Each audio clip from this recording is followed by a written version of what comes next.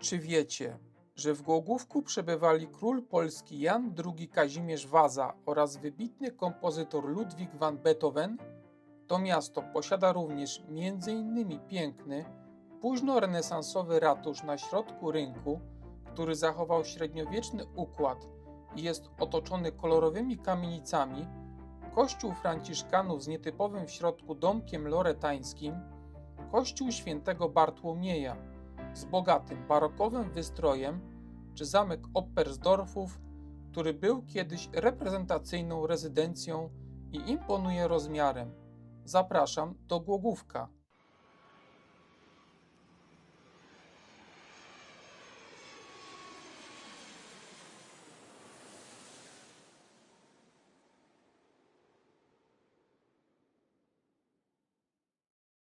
Głogówek to niewielkie miasteczko na Opolszczyźnie, ale jego historia jest zaskakująco bogata. Przez pewien czas było nawet nieformalną stolicą Polski. Podczas potopu szwedzkiego w 1655 roku król Jan Kazimierz II uciekł właśnie do Głogówka. Na zamku Oppersdorfów przebywał wraz z dworem przez około 2 miesiące. W tym czasie miasto stało się jednym z najważniejszych punktów politycznych Rzeczypospolitej. Odwiedzali je m.in.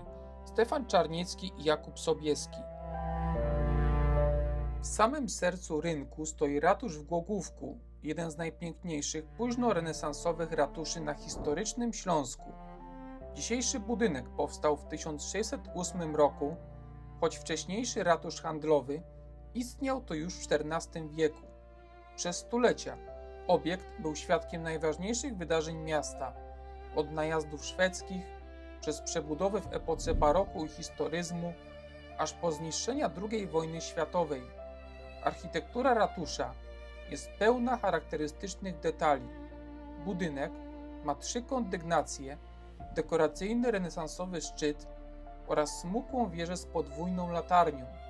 Podczas II wojny światowej ratusz został częściowo spalony. W późniejszej odbudowie starano się zachować historyczny charakter obiektu. Dziś ratusz nadal jest siedzibą władz miejskich i jednym z najbardziej rozpoznawalnych symboli Głogówka.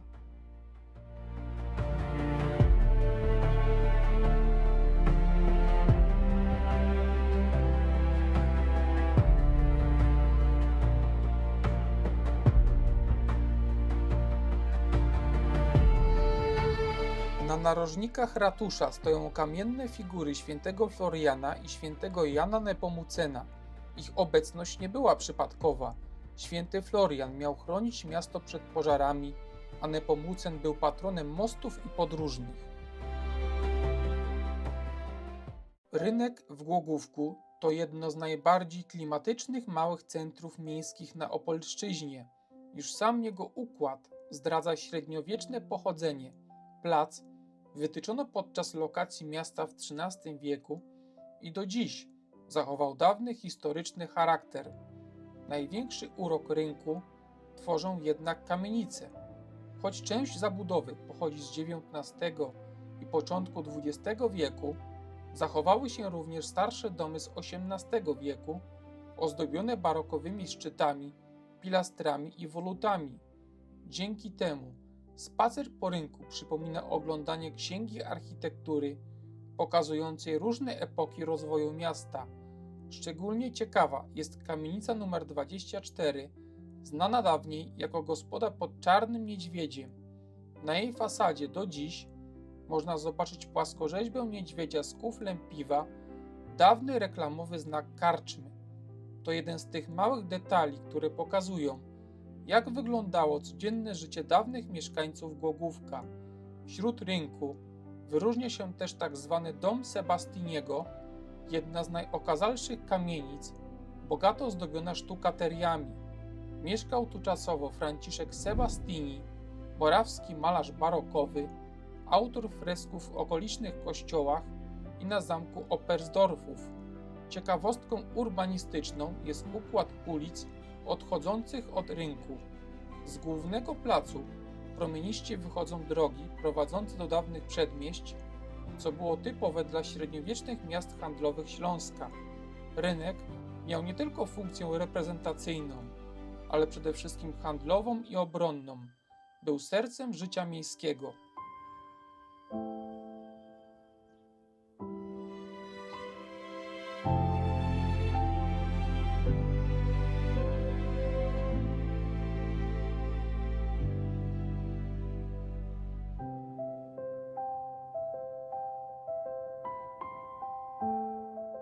Kamienica z apteką powstała na początku XX wieku w miejscu starszej zabudowy. Już od wielu dekad na parterze działała apteka, dzięki czemu budynek stał się jednym z najbardziej rozpoznawalnych punktów miasta.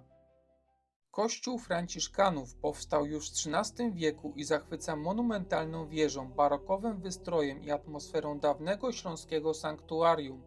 W jego wnętrzu zachowały się XVIII-wieczne polichromie, rzeźby i elementy wyposażenia. Najbardziej fascynującym elementem świątyni jest domek lorytański. Powstał w latach 1630-1634 jako wierna kopia Santa Casa domu Maryi z włoskiego Loreto.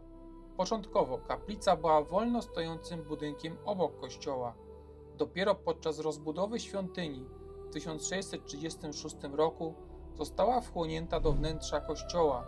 Dzięki temu dziś można zobaczyć architektoniczny ewenement, barokowy domek ukryty we wnętrzu większej świątyni.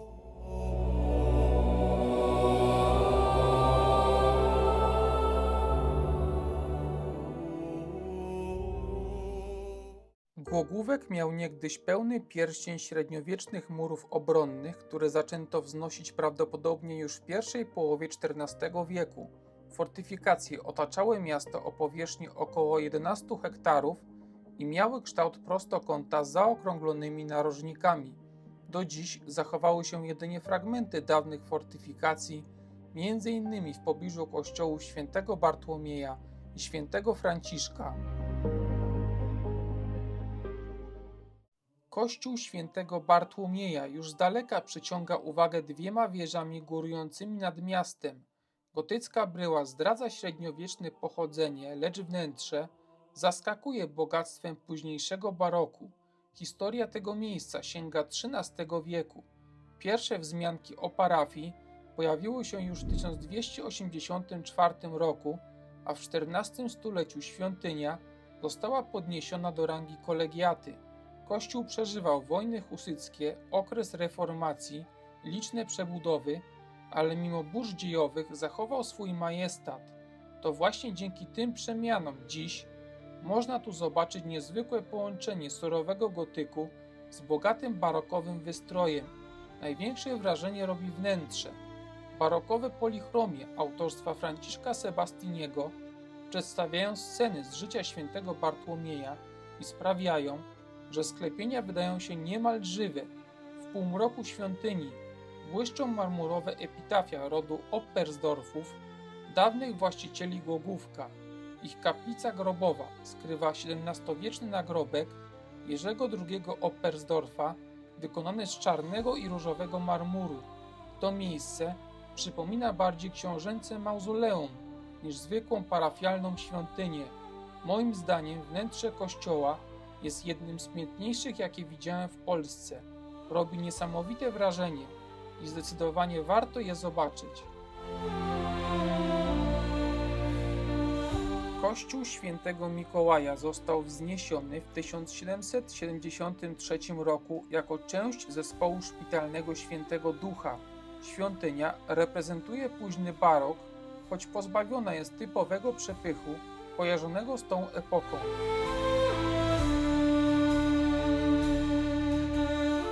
Kościół Świętego Krzyża wzniesiono w 1705 roku.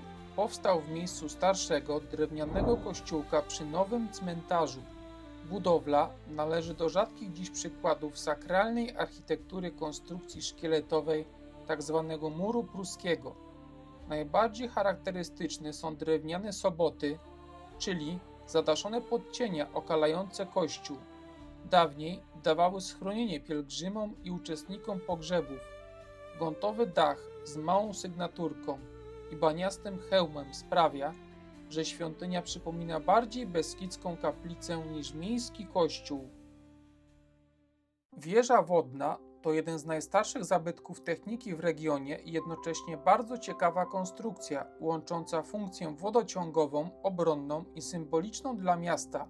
Została wzniesiona w 1597 roku z inicjatywy rodu Oppersdorfów i przez około 300 lat zasilała Głogówek wodę, tłocząc ją drewnianymi rurami do studni miejskich na rynku i przy innych punktach w mieście. Kaplica jest repliką grobu pańskiego w Jerozolimie, dzięki czemu wierni mogli symbolicznie odbyć pielgrzymkę bez wyjazdu do Ziemi Świętej. Przejście do komory grobowej jest tak niskie, że trzeba się do niej przecisnąć na kolanach, co ma symbolizować pokorę i wejście do grobu Chrystusa.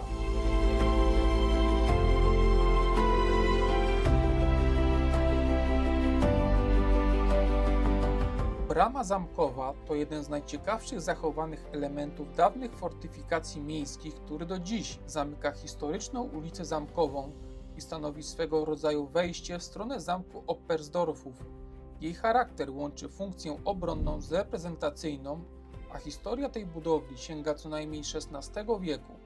Brama była częścią średniowiecznego systemu obronnego miasta i łączyła się z murami miejskimi oraz kompleksem zamkowym.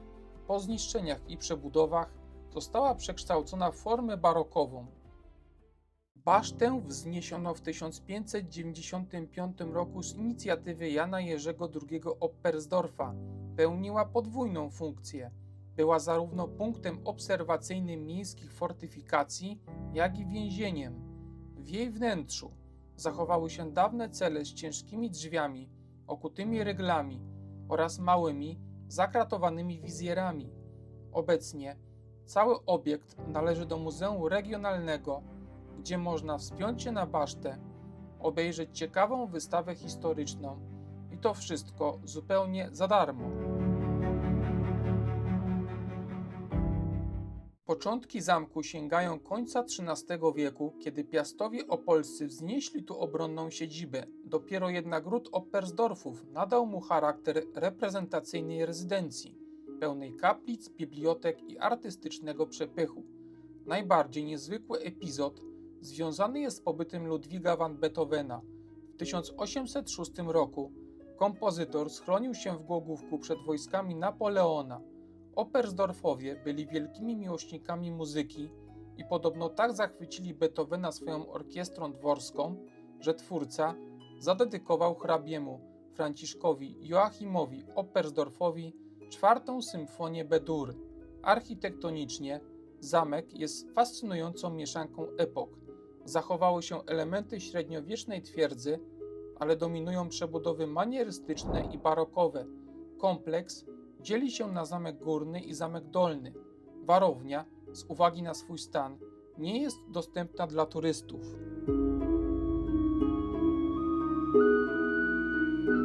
Głogówek, choć nie jest bardzo znany turystycznie, często bywa określany jako jedno z najbardziej klimatycznych małych miast Opolszczyzny. A Tobie, co najbardziej spodobało się w Głogówku?